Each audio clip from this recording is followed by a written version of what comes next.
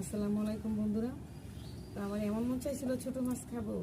আমি আমার হাজবেন্ডকে বললাম এমন এক টাইমে বলছি যাতে সে মাছ না পায়, যাতে পরবর্তীতে আমি খোটা দিতে পারি।